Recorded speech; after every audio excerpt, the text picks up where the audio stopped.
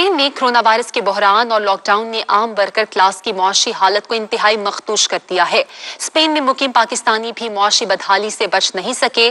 Money transfer کمپنیاں جو ہر ماہ کروڑوں یورو پاکستان اپنے پیاروں کو بھیجتے تھے، اس بحران میں کئی لوگ تو بھیج نہیں سکے اور جو بھیج رہے ہیں وہ بہت کم ہے۔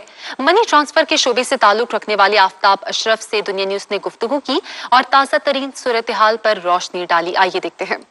جی، میں کچھ دیر پہلے انالیسس کر رہا تھا تو میں نے دیکھا کہ پہلے 10 دن جو گزرے ہیں اس منتھ کے، تقریباً 40% جو ہے نا وہ ہمارے بزنس میں کمی آئی ہے۔ اس کی سب سے بڑی وجہ تو کرونا وائرس ہی ہے، اور اس کی آگے 3 وجوہات ہیں۔ پہلی وجہ ہے جو وہ لاک ڈاؤن ہے، جو لوگ اپنے گھروں میں قید ہیں، اور دوسری وجہ ہے کہ لوگوں کو فیئر ہے کہ وہ باہر جائیں تو ان کو وائرس لگ سکتا ہے، تو اس وجہ سے بھی لوگ باہر بھی نہیں آ رہے۔ اور تیسری وجہ یہ ہے کہ جو لوگ کاروبار ہیں، جو نوکریاں ہیں، وہ تقریباً تمام بزنسز کلوز کی ہیں گورنمنٹ نے، اور اس کی وجہ سے لوگوں کو پراپر سیلریز نہیں مل رہی ہیں جو ان کو نارملی ملتی تھی۔ اور چوتھی وجہ یہ ہے کہ جو گورنمنٹ نے پیسے دینے ہیں لوگوں کو، ان میں سے تمام لوگوں کو وہ اماؤنٹ بھی نہیں ملی ابھی تک۔ کچھ لوگ ابھی تک بھی پائپ لائن میں ہیں، اور جن لوگوں کو وہ پیسے ملے ہیں وہ بھی نارمل سیلری کا تقریباً 70% ان کو ملا ہے۔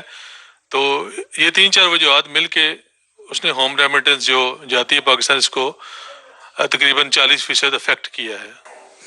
اس کا مطلب کہ اس دفعہ پاکستان کے اندر عید کی جو خوشیاں باہر سے پیسہ جانے کی وجہ سے خاندانوں کے اندر ہوتی تھی، وہ مات پڑ جائیں گی۔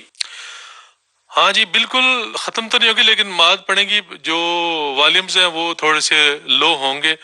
جس طرح کے والیومز پچھلے سال تھے یا اس سے پچھلے سال تھے، شاید اس طرح کے والیومز نہ ہو سکیں، کیونکہ لوگوں کے کاروبار ٹھپ ہیں اور نوکریاں ان کی نہیں ہیں، جابز لاس ہو گئی ہیں یا رکی ہوئی ہیں۔ تو وہ پہلے جیسی صورتحال جو گزشتہ سالوں میں دیکھنے آ گئی، شاید وہ صورتحال نہ ہو سکے۔